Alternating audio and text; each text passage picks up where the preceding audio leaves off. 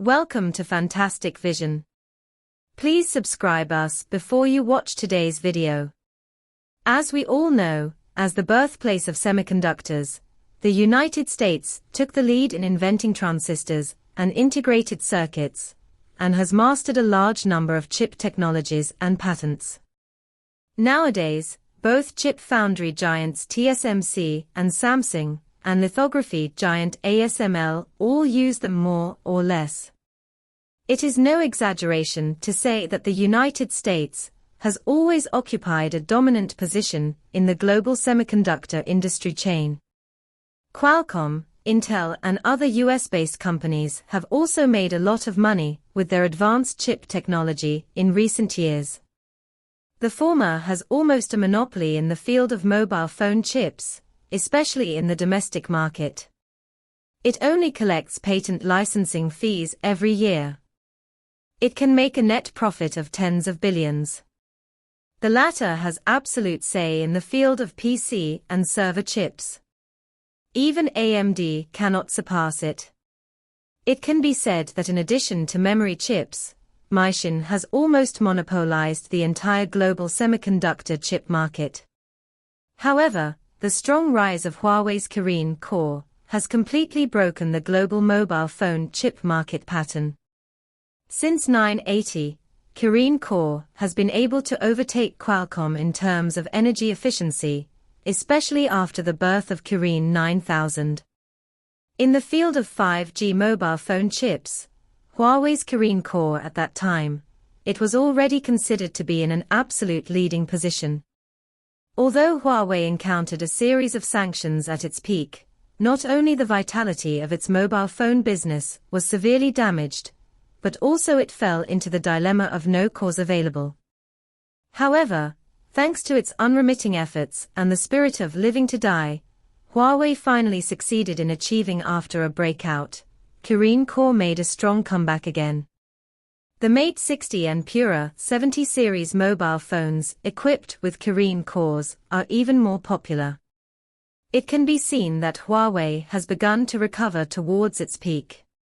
The number of imported chips has dropped significantly, and the self-sufficiency rate of domestic chips continues to rise.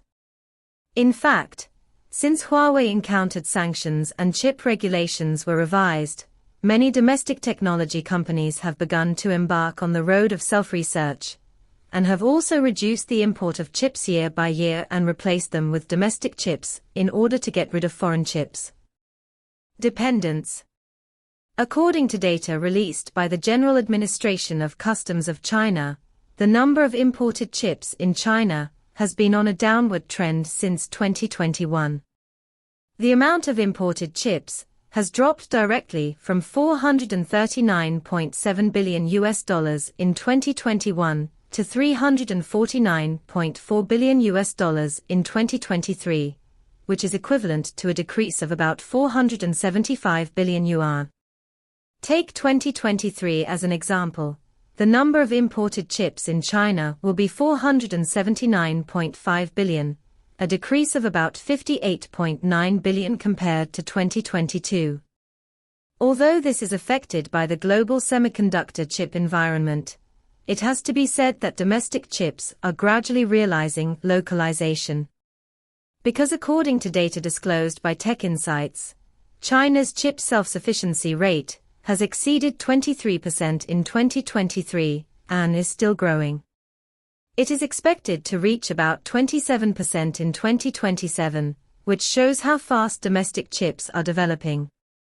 Domestic chip production and exports have surged and begun to explode.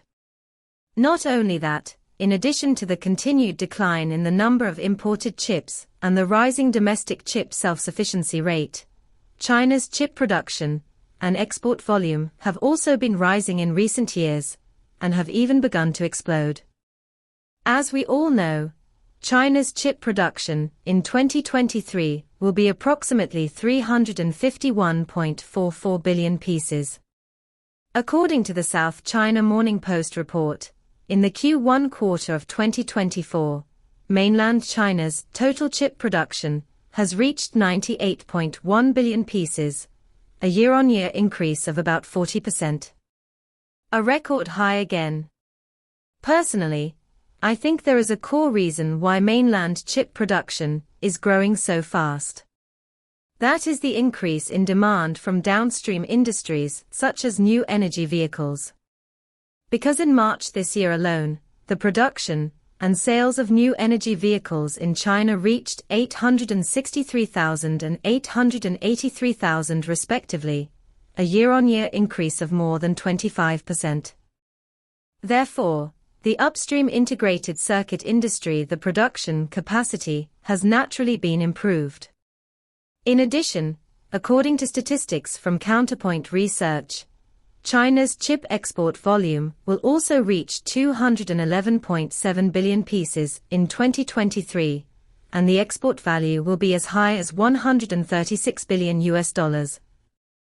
Although it has declined a lot compared with 2021 and 2022, compared with the revenue scale of the global semiconductor industry in 2023, the amount of chips exported by China already accounts for about 26% of the global market, and there's a deficit compared with the previous 2 years. It is shrinking. Now Huawei has made a strong comeback, and has also stimulated the development of the domestic industrial chain. In addition, the United States has frequently restricted the import and export of high-end equipment in recent years, which has also stimulated China to deepen its efforts in mature process fields. In recent years, it has been building factories and expanding production. According to industry research, according to institutional analysis, by 2027, the production capacity of mature processes in mainland China is expected to reach 39%. The key is that domestic lithography equipment is also accelerating localization. Once China achieves a breakthrough in mid- and low-end lithography machines, it will completely get rid of its dependence on foreign chip companies in the field of mid- and low-end chips. As long as China takes the road of self-research in a down-to-earth manner, first thoroughly understand the mid- to low-end chip industry, and then concentrate its advantages to attack the high-end chip market, I believe that it will not be long before it can gnaw down the high-end chip industry. By then, Qualcomm, life is not easy for US core companies such as Intel and Nvidia. It's like playing a game. First, clear the dungeons in some novice villages that are not very difficult, raise the level, and then go to fight the big boss after you have more powerful equipment. Then it will be very easy.